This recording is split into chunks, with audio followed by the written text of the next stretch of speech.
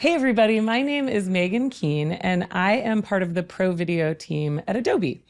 I've been part of the leadership team for Pro Video for almost 13 years now, but I actually started my career as a documentary filmmaker. What keeps me so excited about working in the video industry is how it's just constantly evolving. It feels like every year, every few years, there's new innovations, new evolutions in tech, which really are determining how we are telling stories, how we're able to approach video in a new way.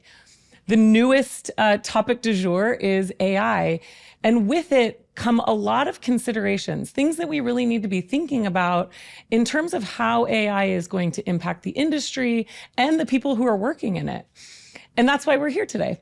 We recognize it's so important for us to be having these conversations, not just internally, but also with the filmmakers, the creators that are going to be using this tech.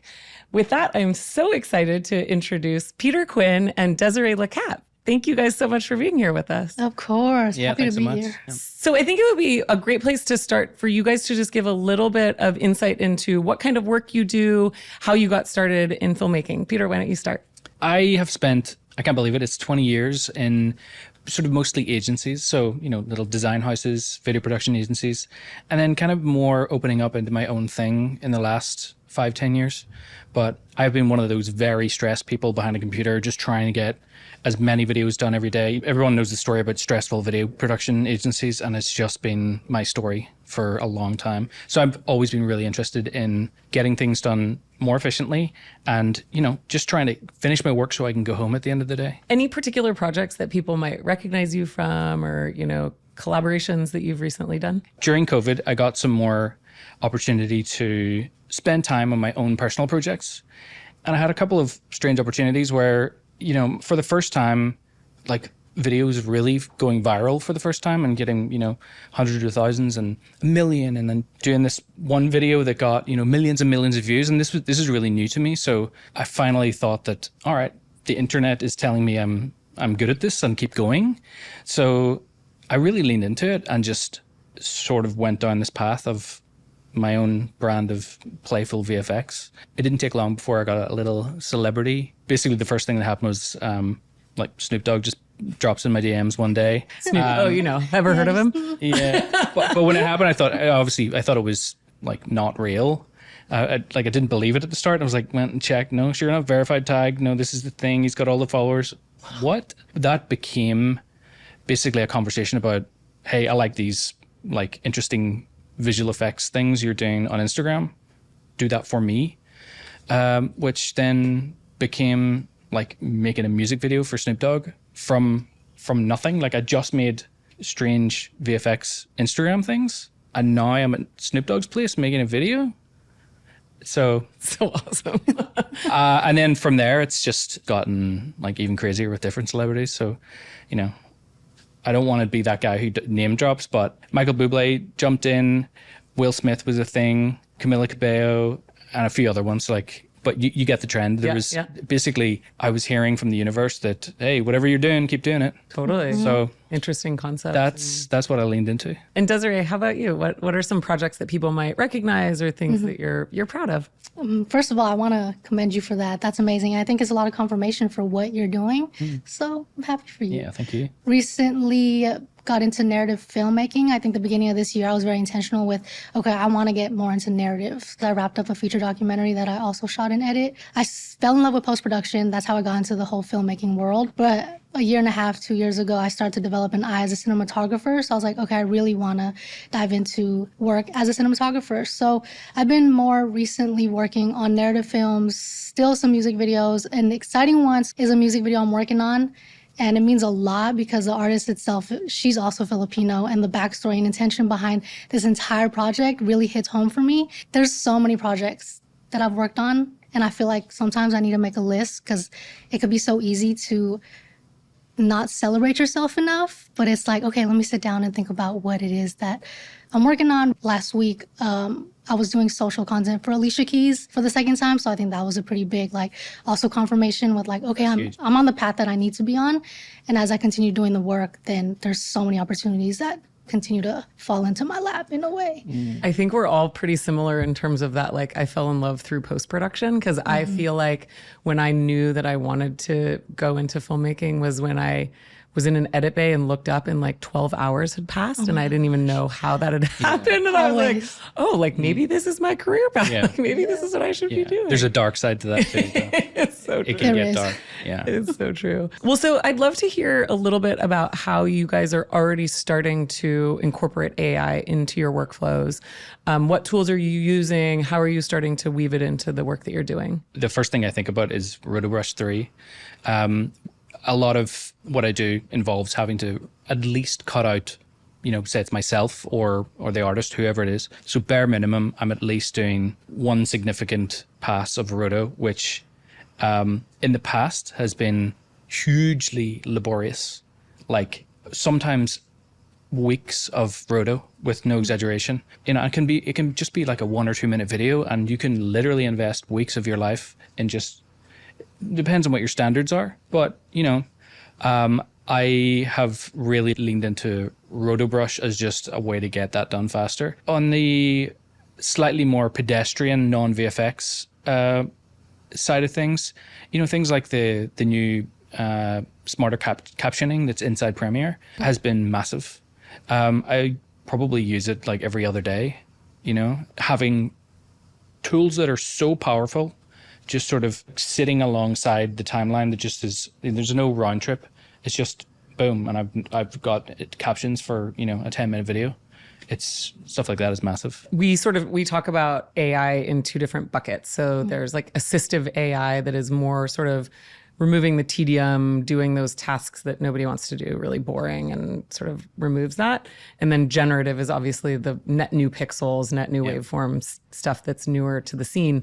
But often the assistive stuff, like people don't even realize that they're using AI. And they'll say like, oh no, I'm actually not using AI. And then I'm like, I thought you said text-based editing. And they're like, oh, right, that.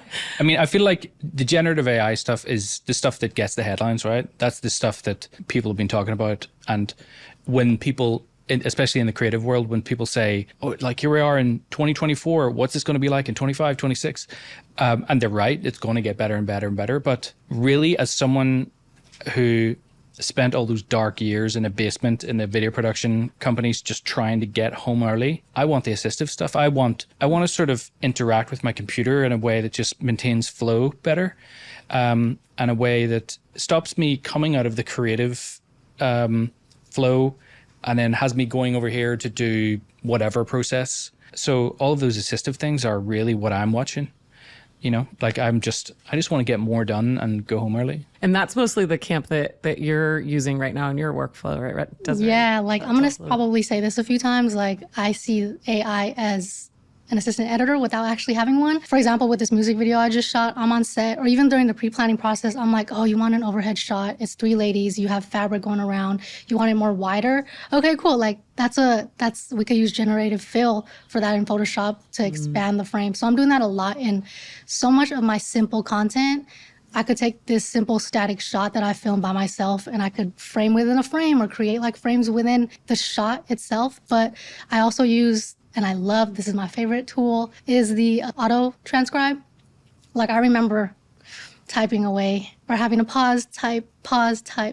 So that's been a huge lifesaver because I'm just blinking and it's already on my timeline. And yeah, there's a lot. The essential sound panel in Premiere has been a lifesaver as well. Like I'm no sound engineer or editor, so being able to just click and it either auto tag or I tag it myself and add effects into it to make it sound so elaborative. Because in film or in videos, sound is just as important as an imagery. So being able to be assisted by AI in that realm has been super helpful. Yeah, speech to text is one. A documentary filmmaker back in the day, we were having to wait days, not hours, like days to get transcripts back if we could afford to get transcripts. Like that was like big budget stuff. The fact that like you can literally just have it transcribing as it's coming in is incredible. Yeah. Are you using enhanced speech at all?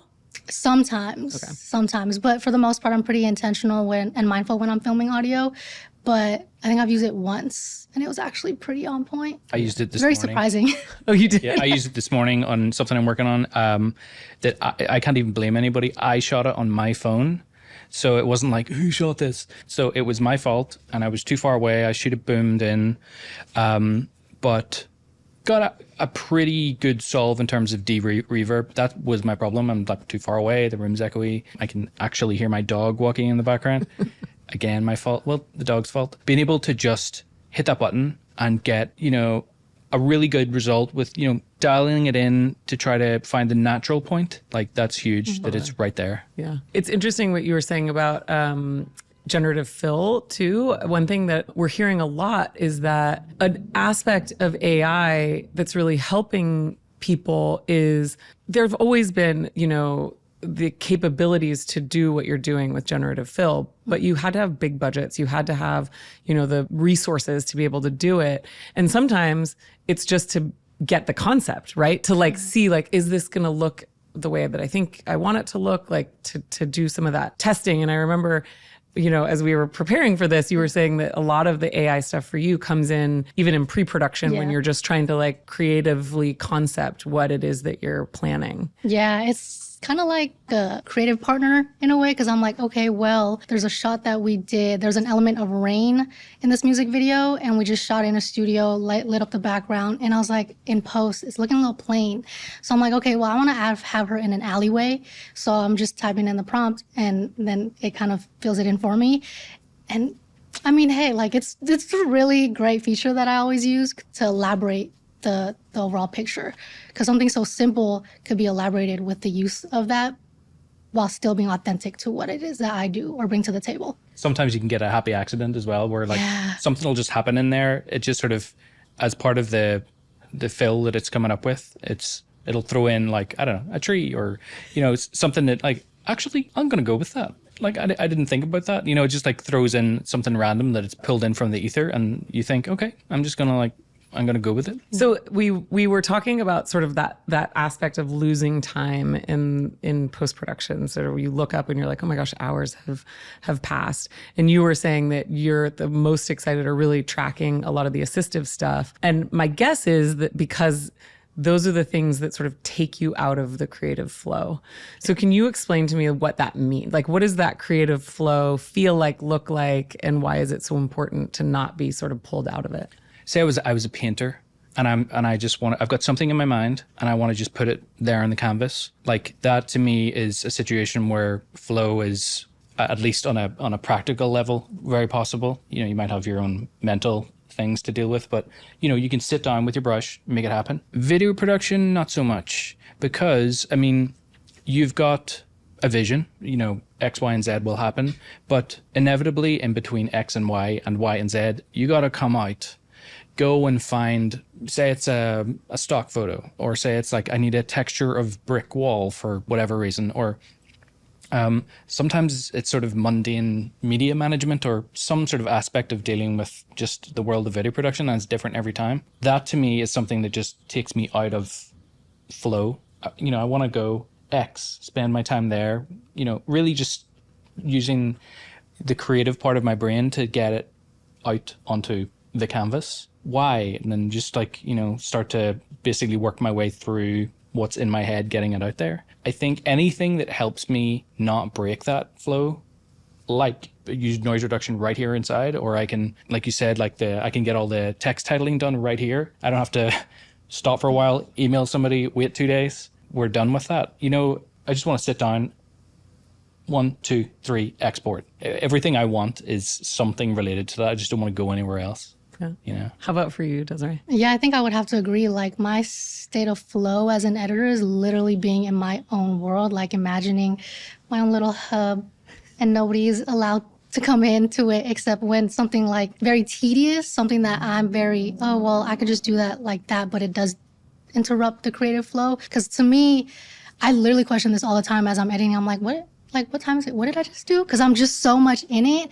And my right hand is on my mouse. My left hand's on my keyboard, ready for the hotkeys to just be clicking away. That's my state of flow. It's like, I don't even have to think twice about it, really, if that makes sense. Like, I am thinking about it, but I'm not, because it's just so, we're locked in. I was going to say, I like that about the the hotkeys, your hand, when I put my hand on the keyboard, it's naturally like on Command Tab, because I'm sort of workflow.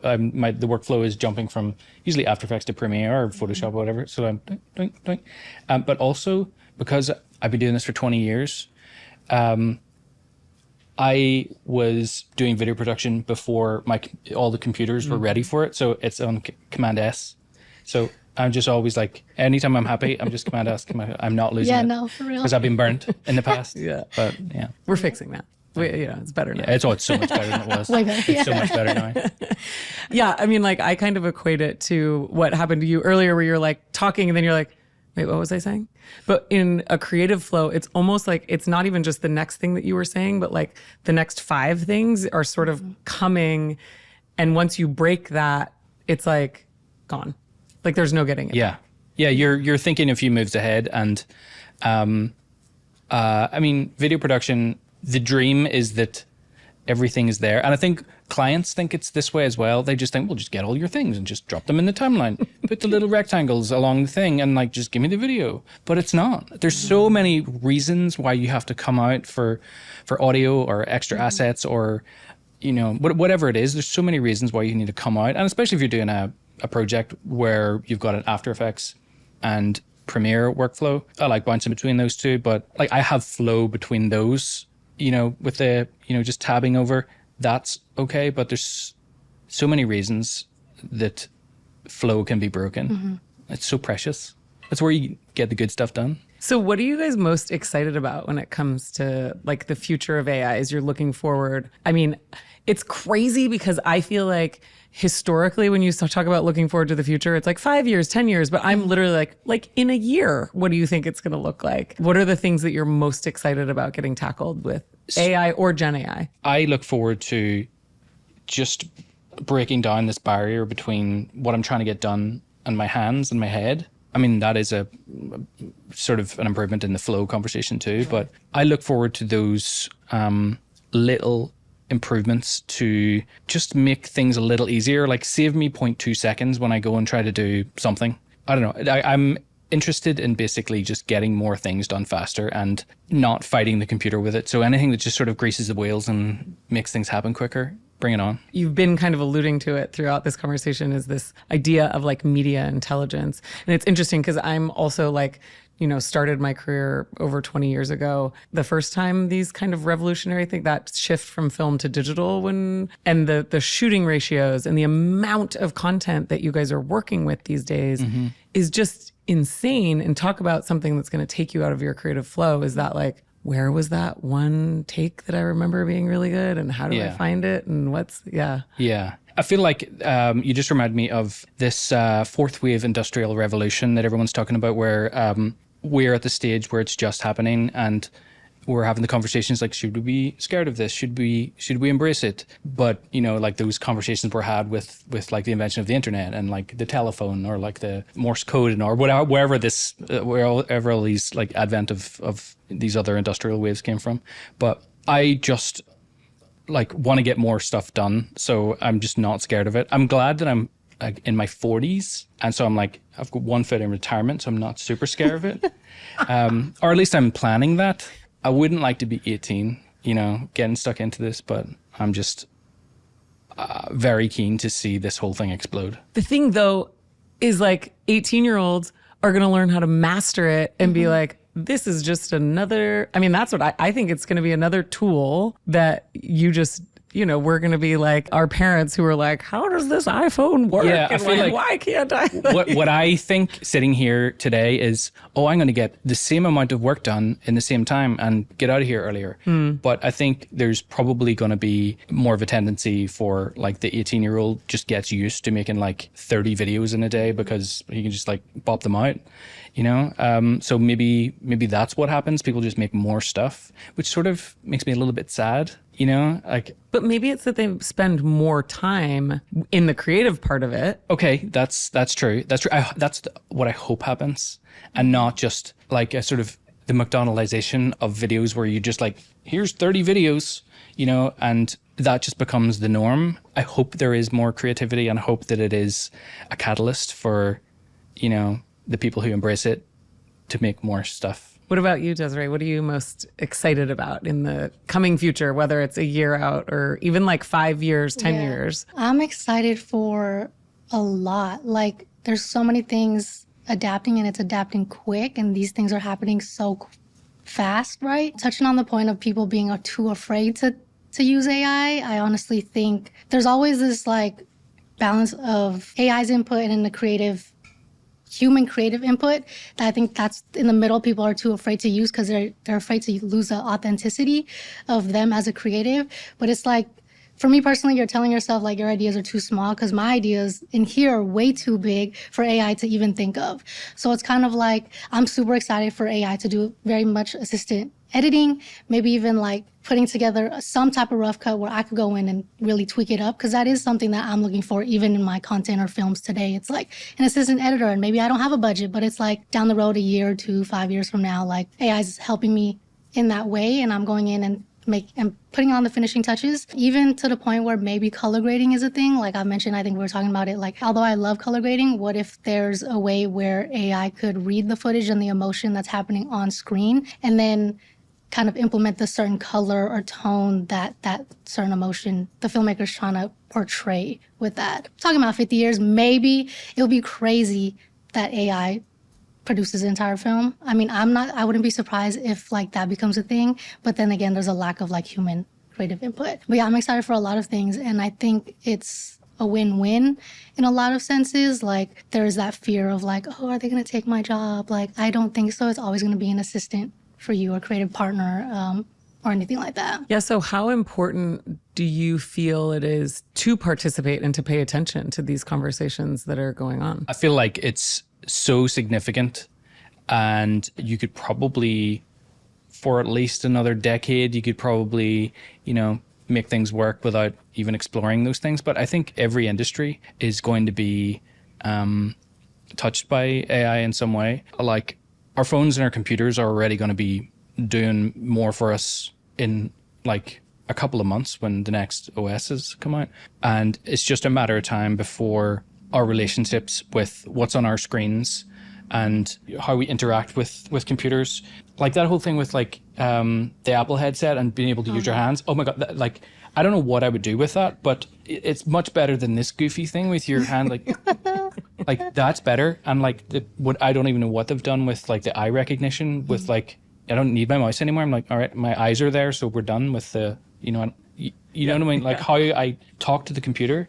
And I do think the goal is to be freed of the sort of limitations of technology. And I do think being able to sort of more naturally integrate with the content that you're trying to make versus, like clacking on a keyboard and all this kind of thing. It's going to be much easier in the future to just get what's in your head out onto whatever canvas you're working with. So I'm not scared of it. It's interesting because all the analogies that you've been using is like painting, almost sculpture was where you were kind of going with that one. Like I also so often think about playing a musical instrument when you're editing that like it feels so much like you're think about music. Think about literally sculpting in 3D. Like I know we're not talking about interactive tools here, but the assistance that AI, there must be some sort of assistance that gets what you're doing with your hands into making it feel more like working with, say, clay or whatever, or like feel like it push back, because it's this type of clay versus, it's like soft putty or whatever. What can it do that we haven't even thought of yet? Yeah, so you mentioned that some people are feeling fearful about it. What are you guys hearing from your peers in terms of the conversations around AI in the industry? My peers, specifically my friends too and colleagues that I work with, are in the middle. Some of them are really into it. Some of them are like, I don't even want to touch it, not knowing they might be using it in some cases. So types of conversations is like how I'm using AI and just reassuring the people who are too afraid to even touch on AI, just because it's coming from a personal source. I'm just kind of reassuring them and being like, look, like you don't know until you try, and seeing how AI could help you with your workflow and not necessarily take the creativity away from you. That's kind of what I've been talking about with them. A lot of people, I try to really talk to the people who are so against it and kind of like, no, you should definitely try it. What are you doing? And then the people who are really in it, like we've have had really good conversations and has helped with the creative process and like elaborating and expanding our ideas in so many ways. I'm the same. So I've got two brothers, and they're both motion designers and editors. Strangely, it's a weird family. gosh. But so Genetics of that. our group chat is called Brograph, and we basically talk about things like this. So it's interesting to use that to take the temperature. One brother's like, hey, look at this, it's a dancing banana. And like the other brother's like, this is stupid, like I don't like this. You're either on that side or the other side. You're like, you've experimented with like generative AI stuff, or you're just, you know, I don't like this, it's weird. But reassuring is one aspect of it, because, you know, in my case, I've got a couple of brothers that are younger, like, so I'm like, no, you should get on this. Like, just try this. Like, try it Runway, try it Topaz, have you tried the new titling thing in Premiere? You know, just like that level of encouragement.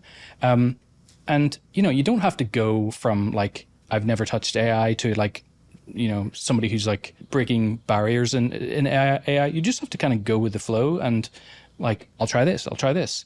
And, you know, sooner or later, like you said earlier, just accidentally, AI just is sort of part of your workflow. You're being assisted and like all over the place, and you might not even be aware of it. I have another friend who's more in the sort of VFX for film world, and he's kind of a bit more doom and gloom, where he was saying that, I'll not say who, but a big studio just cut a lot of people and invested heavily in some AI software. So that reminds me of like, you know, like the new Dune film. They had an AI thing to make all the eyes blue, whereas like in the previous Dune 1, that would have been done by a team of people. That would have been people's jobs for, I don't know, weeks or months.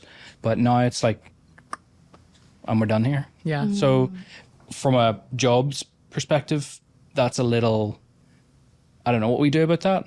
But if I was a guy, you know, putting a film together, I know which, you know, if the bottom line is what I'm thinking about, that's where decisions are made to do things cheaper and more efficiently. So. And I think that that's part of like the importance of these conversations, is that we as filmmakers have to be deciding, where do our morals stand? What are the things that we're going to prioritize? Because if we're okay with that and we let it happen, then that is the way that things are going to start going. Well, where does it end? Right. So if I say, okay, the eyes from Dune are now done by AI, what other decisions have been made here?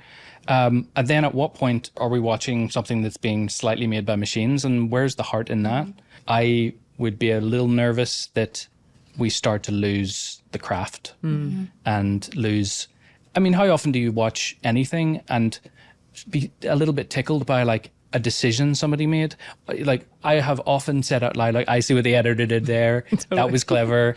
Or like, oh, and he's done this. And you're just sort of monitoring what's happening in a film or a TV show, decisions that were made by humans, and you're sort of tickled by it. But once everything's sort of perfect and done in 20 minutes by machines, like, I don't know if it has the same character. Well, you think about some of the most like successful, like Everything Everywhere All at Once. I mean, if AI is based on what has already existed, a film like that could never have been created, because it was so many of those decisions were like, whoa, where did that come from? Yeah.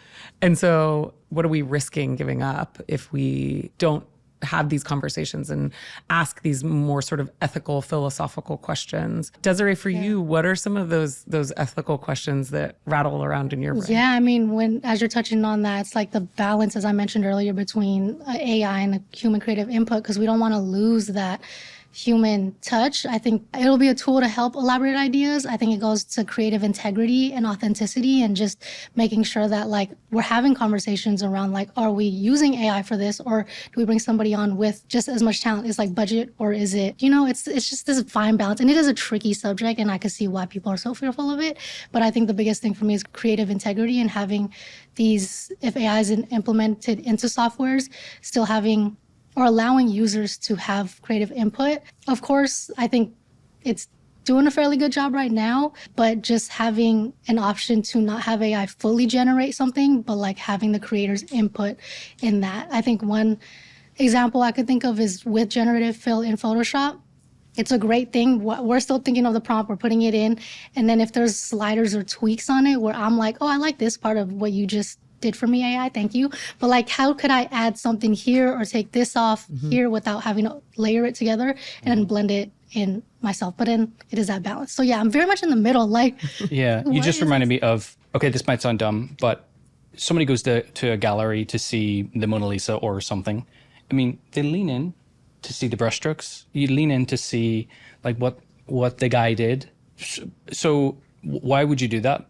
Like, what's the point of that? You want to sort of imagine the time, and you're aware that it's from, you know, whatever century, and you try to think of the person, and you try to think of what that was like, and the brushstrokes are all you've got to go on. So I think whatever it is, I want to see the brushstrokes. I want to see the little decisions, and I want to see that person maybe worked a little bit more over here because he's trying to do this, and like, you know, I want to see all that, like the humanity of it. But I don't know if there was a technically more perfect Mona Lisa, would people want to look at it so much? You know, I don't want to go and see the Mona Lisa that the machines made. The way that we're thinking about our AI strategies is really as more like, so long we've talked about tools specifically in post-production as like tools in a toolbox, right? You use the right tool for the right job. And that's the way that we're really trying to think about AI as well, or like an ingredient in, you know, the overall recipe of your creative output. And I do think it has to do with you all, filmmakers, and making that definitive choice of, am I always just going to go to the AI option? Or there's some times where I'm like, I'm going to play with this a little bit and see what'll come out of it. And so it is about that sort of personal choice of,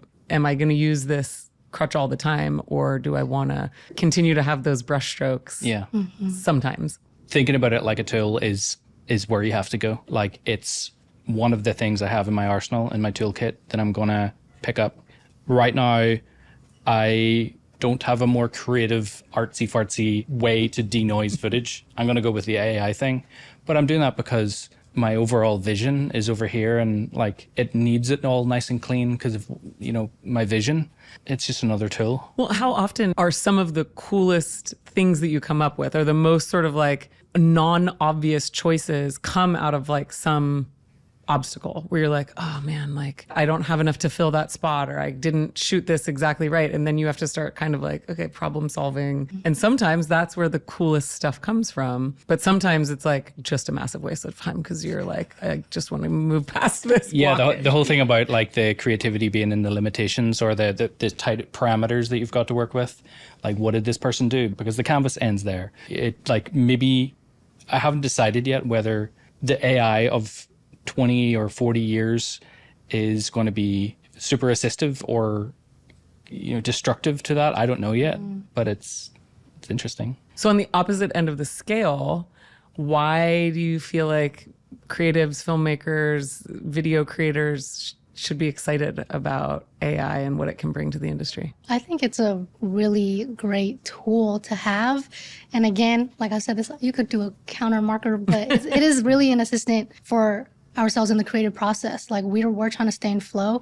And I think it's an exciting time because there's so many valuable assets that AI could assist you with. Like, for example, if you have a YouTube video, you don't want to sit there cutting social pieces for yourself. You could just upload it onto a website. It'll cut down short forms for you. It'll have the captions, and you could just post it from there. So I think there's so many exciting things about AI, not only in the film industry. I think AI is going to be such a huge asset to the creative process and not necessarily taken away from your own creative input. Yeah, you want to be the director. Yeah. And like all the little AI minions just do your bidding. That's a good way to put it. I feel like that's actually a really nice way to put it, because you're up here with a vision, and why should you spend so much time doing this and that when you just want to get to the good stuff, and like do the creative stuff and like be the brain? I love it. Get to the good stuff. Yeah. AI. Get to the good stuff. Yeah, help me get there. Yeah. Thank you. Peter, Desiree, thank you so much for being with us here today. You know that these conversations are just going to keep continuing. I hope that this is just the start, but really appreciate you taking the time. Thank you so much. Very interesting. You. Yeah. And thank you all for watching. Our intent with this series is to start the conversation, and that means we want to hear from you. What are you thinking about? What should we be considering as we move into this future of AI?